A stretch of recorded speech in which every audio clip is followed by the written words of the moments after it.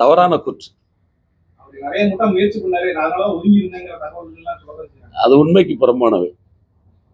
அவரு அறிவாலயத்தில் போய் முதலமைச்சரை சந்திச்சவர் பொதுச் செயலாளரை சந்திச்சு பேசுறதுக்கு எங்க பொதுச் செயலாளர் எப்போதும் திறந்த மனதோடு எல்லோரும் வர வேண்டும், இந்த இயக்கம் வலுப்பெற வேண்டும் தான் நினைப்பார்.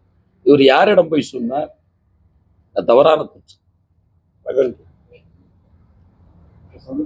அனுமதி கொடுக்கல.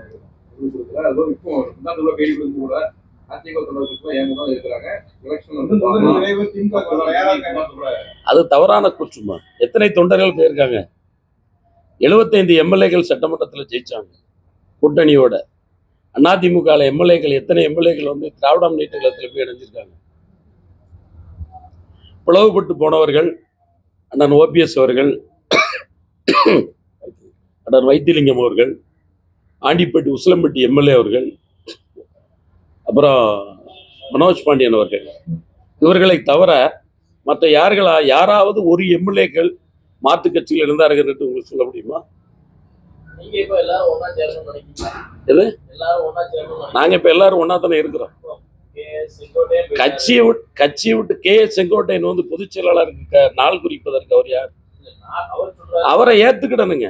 ஒரு பொதுச் செயலாளரா நீங்க நம்ம எடப்பாடியார் அவர்களை பொதுச் செயலாளர் மக்களும் தேர்தல் களத்தில் சந்தித்தவர்களும் பொதுமக்களும் ஏற்றுக்கொண்டார்கள். இவர்களுக்கு என்ன குறை?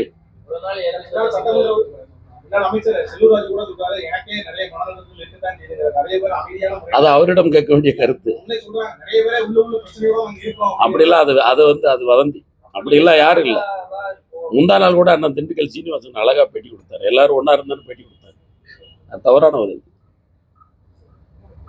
நீங்க பத்திரிகையாளர்கள் எங்க இயக்கம் இப்ப எந்த இடத்துல பிளவுபட்டு சொல்லுங்க.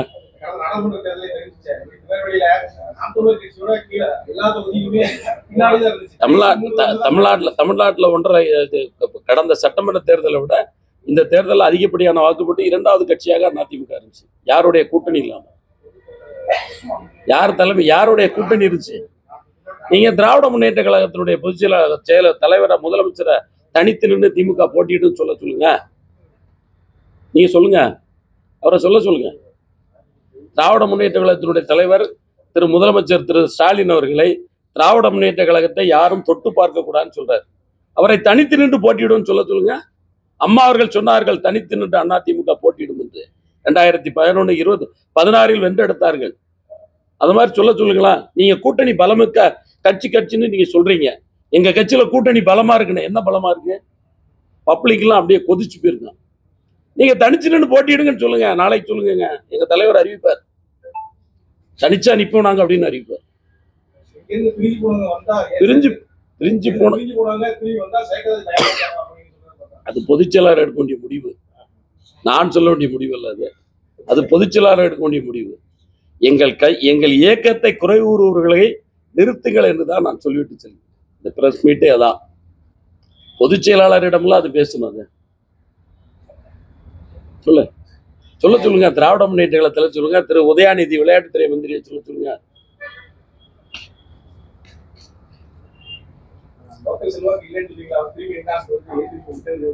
யாரு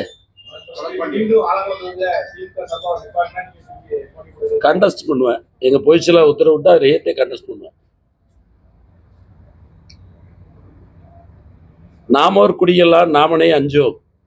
தேர்தல் கலவரம் போது எதிர்த்து நின்பது ஞான தெரிவியம் வெல்லும்போது ரெட்டியார்பட்டி நாராயணன் வெல்வதற்கு பெரிதாக அவர் இங்க இல்லை.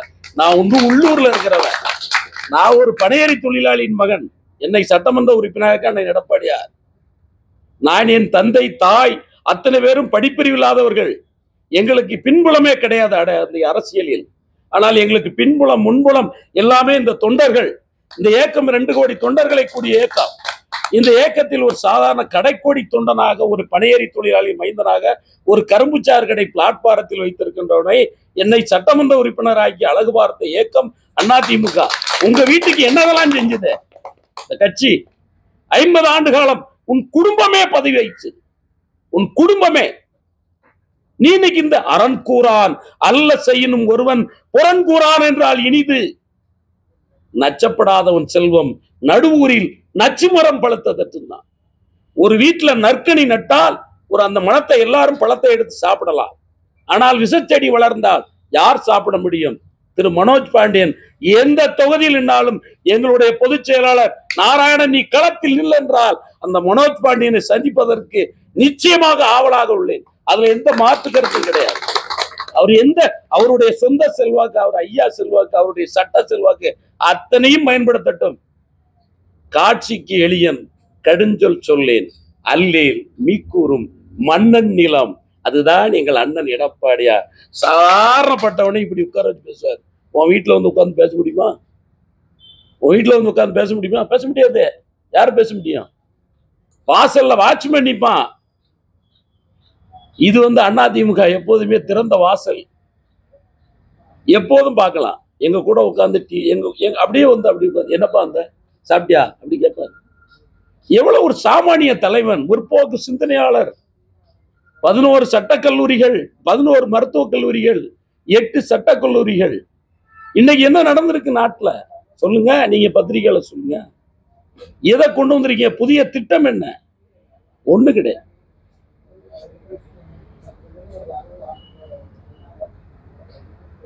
சொல்லுமா, போதுமா?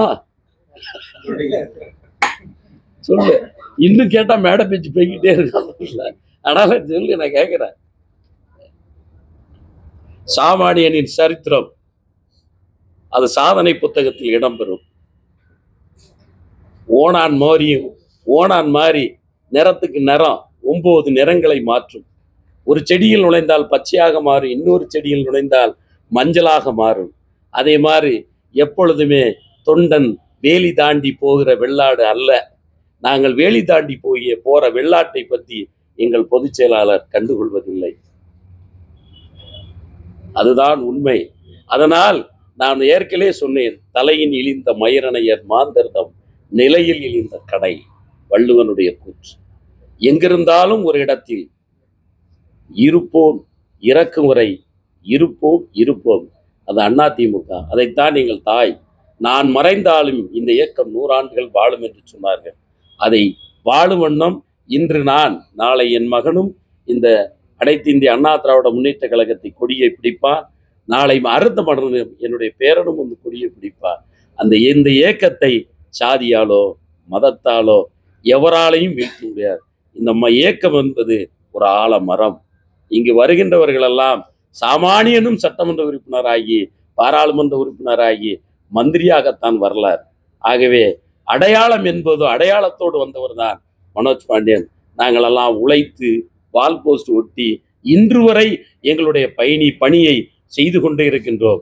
நீர் என்றாவது வந்தீரா, வால் போஸ்ட் ஒட்டினீரா? கிடையாது. நேராக ஃப்ளைட்டில் வருவார், ஆஃபீஸ் போவார், என்னன்னு பார்ப்பாரு, சாயங்காலம் ஃப்ளைட்டில் போயிடுவார்.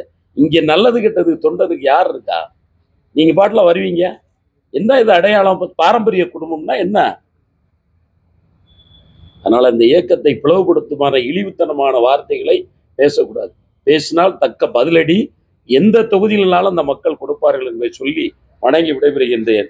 நன்றி, வணக்கம்.